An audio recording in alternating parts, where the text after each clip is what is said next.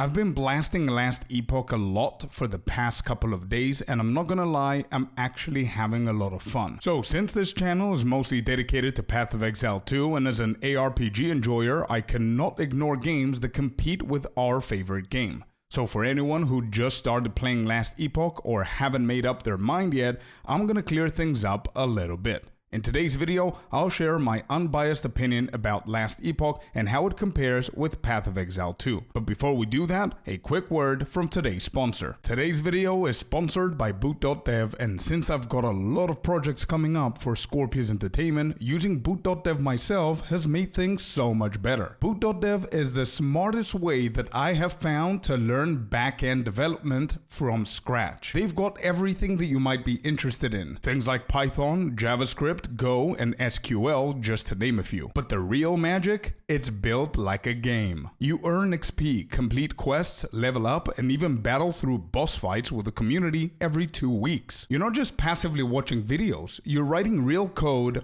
building real projects, and progressing as if you're in a high-tech themed adventure. And when you get stuck, because you will get stuck, their AI assistant, Boots, the wizard bear, is there to guide you using actual teaching methods, not just giving you the answer. Everything is designed to keep you engaged. You can even try out all the course content for free, no login required. And if you go for the full experience with hands-on coding, progress tracking, and AI help, you can use my link below and the code Scorpius for 25% off your first year. And if you don't like it, they have a 30-day, no questions asked refund policy. Doesn't really matter if you're brand new to coding or leveling up for a back-end dev job. Give it a shot. It's seriously fun and surprisingly effective.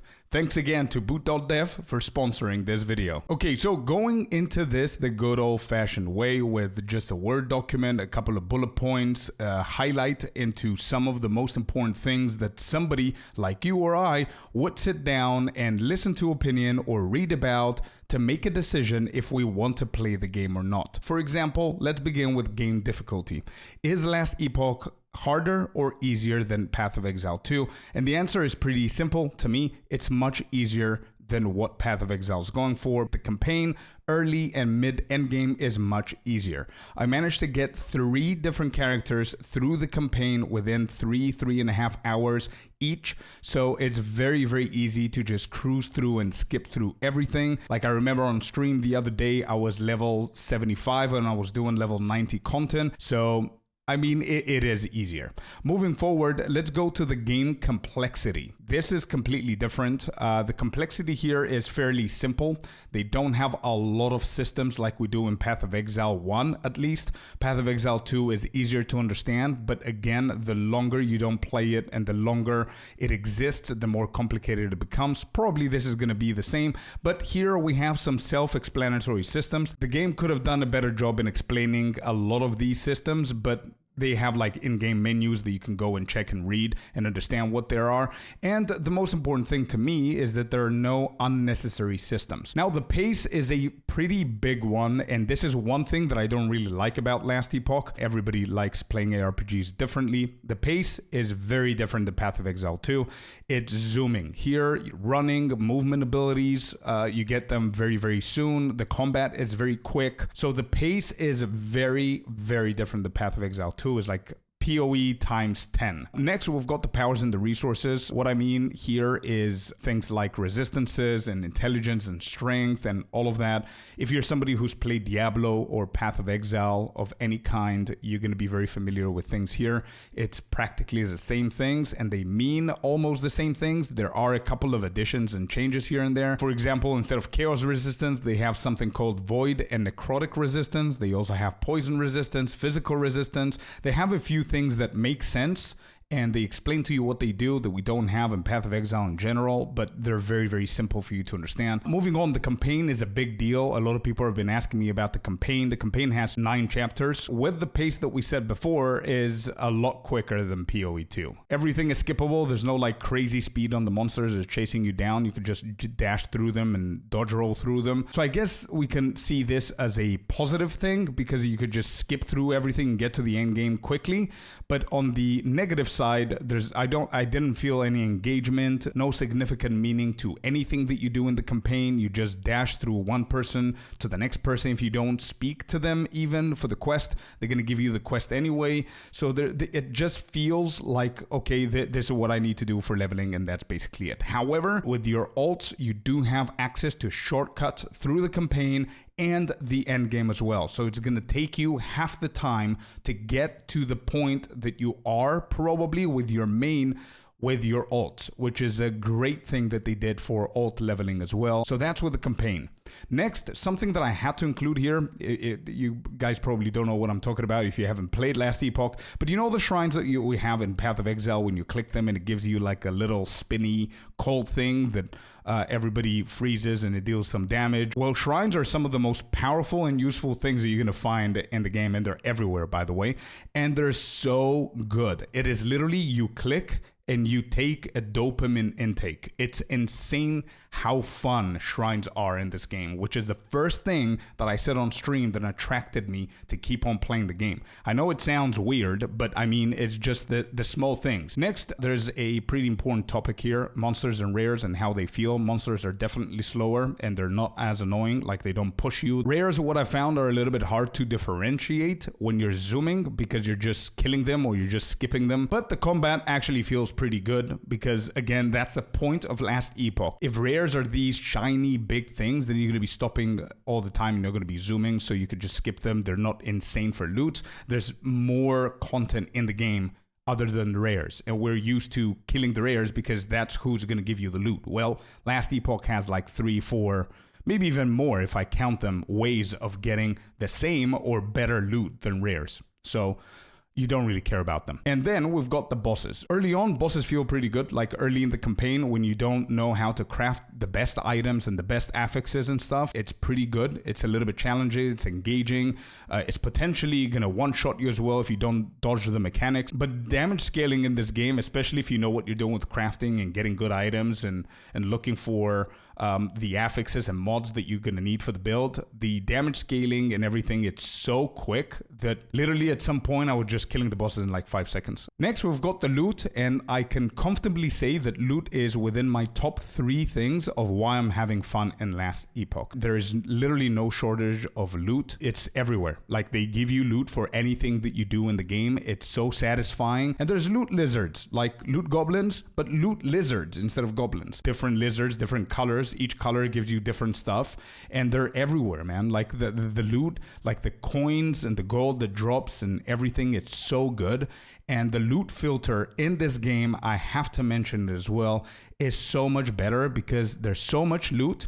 And you don't need to go to an external browser. Of course you can if you want to, but you can customize your own loot filter within the game. Moving on, we've got the inventory management. The inventory management has to be one of the top most attractive things for new players of Last Epoch. So inventory management, the first bullet point here is that there's more space. Just straight off the bat, the whole inventory is more spacious. That's number 1. Number 2, crafting material that you pick up, like things like in PoE, exalted orbs and regal orbs and shards and all of these things like wisdom scrolls and whatever, they don't go into your main inventory, so they don't take up space. They have their own crafting material backspace. And to add to that, they automatically go into their own backspace. You don't need to do anything. You just pick them from the floor and they just go in. Oh, and by the way, whenever you're picking them from the ground, you don't need to click on each one. You click on one crafting material, you'll get all of them that dropped. Then you can even sort your inventory. So you know that you pick up everything from the floor and then it's messed up and there's a couple of spaces here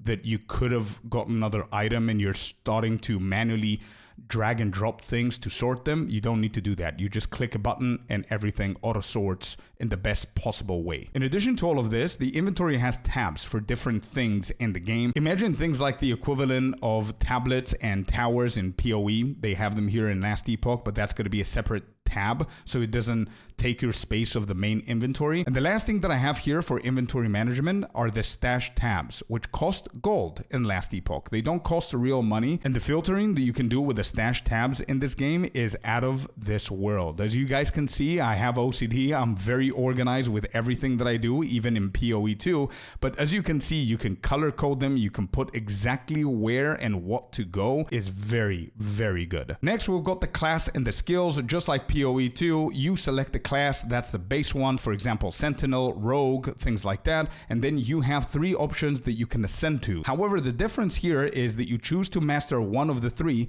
but nothing stops you from going hybrid up to a point. So to give you an example, as you can see here, I'm a Rogue. That's my base class. Then at some point through the campaign, you're going to get the option to choose one of the 3. You can go for a Marksman, Falconer, and Blade Dancer. These are the 3 options that you can ascend to. However, the difference between POE2 is that even if I chose Marksman, which is what I mastered and I have the most points into, I can always go to Falconer and put a couple of points here, Blade Dancer, put a couple of points here. If that's not diverse enough, as you're leveling up and as you choose a mastery, you're going to start unlocking different abilities based on the points that you put into your mastery. Once you unlock those abilities, you're going to start deciding which ability you want to use for your main build. Just to take one, for example, this is my main damage dealing ability. It's called Heartseeker. You can find it here, and it's through the Marksman. Obviously, I chose to master it, and now you have its own tree that you can go through this ability and literally do whatever you want. So with those things in mind, it's pretty diverse on how you're going to be evolving your class and your spec and what you want to go for. So moving on, we've got the endgame, a pretty important factor to consider and to talk about. The first thing that I want to say here is that it's a lot easier to get into the endgame in Last Epoch because, as I said, everything is a lot quicker, so you're going to get to the endgame quicker. And once you start engaging with the endgame, things are going to be pretty easy in the beginning to comprehend what you got to do.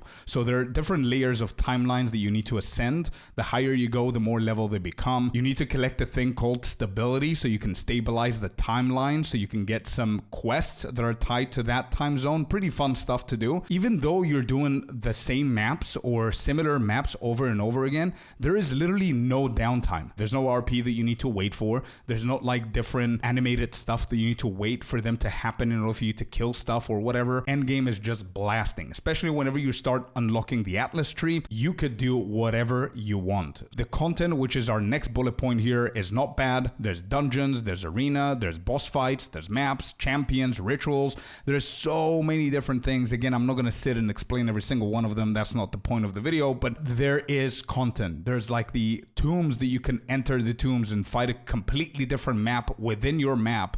They give you different kind of rewards. Moving forward, this has to be one of the top things that attracted people into the game. They have 2 types of faction choices. So item factions, you choose to trade with others, or SSF. And I'm not talking about the mode of game that you create your character. Anything you choose will tie into your grind. So that's how the game is layered. Like if you choose to trade with others, the more monsters that you kill and quests that you complete, the more reputation you gain with the faction of the traders, which will give you reputation points or tokens, whatever you want to call them, that you can use them to trade with other people. If you go with the other guys, the second faction, which is what I went for, you're not allowed to trade with anyone. You're not allowed to buy anything from the market. However, all the loot and everything that's happening in your game, campaign, endgame, whatever, is going to be improved. Next, we've got the most attractive pointer and probably my number one, which is the crafting. It's in a completely different level to any game that I've played so far. The systems are incredible. The way that they planned them, the way that they thought about them, and the way that they tie into each other are spot on. So just to give you a very, very quick overview, each item has a forging potential. By the way, you don't need to go to a forge. You don't need to go to a specific location. You just press V on the keyboard and it just pops up. You put the item, you start crafting.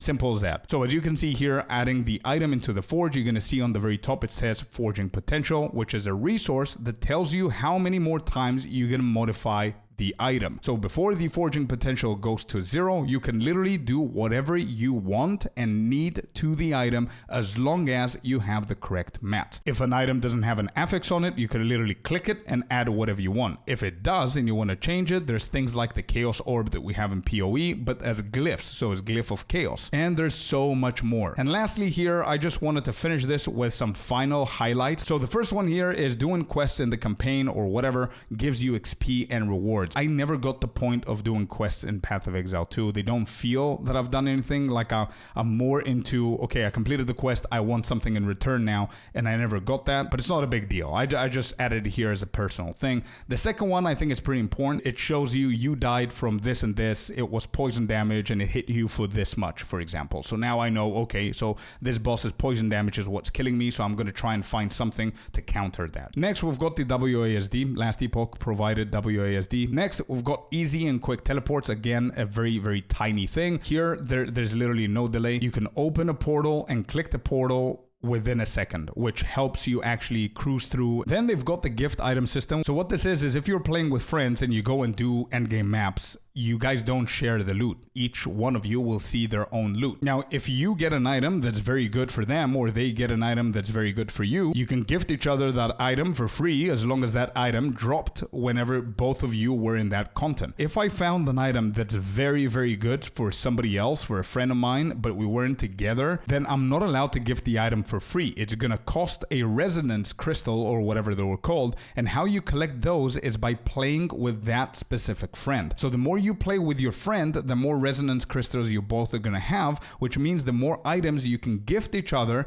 whenever the other person is not in that same content. And lastly, see item stats on the floor. I think this is perfect. You can just hover over with your mouse. It's gonna show you all the details, and you can even go to the settings and have whenever you hover over an item, it will always compare it to the one that you have. But as I said before, I'm having a lot of fun with Last Epoch. Let me know what you guys think. Let me know if this video helped you out in any possible way. Are you playing Last Epoch? Are you thinking about it? Did this video help you make a decision? Do you want me to play the game more? Should I provide you guys with guides and stuff like that? But let me know what you guys think in the comments down below. Once again, thanks to boot.dev for sponsoring this video. Don't forget, guys, to use Scorpius as the code and the link down below to get 25% off on your first year. And if you enjoy these videos and want to see more of Last Epoch, slap that like and subscribe to the channel so you don't miss out the future content. Thank you very much, and as always, I'm gonna see you guys on the next one. Peace.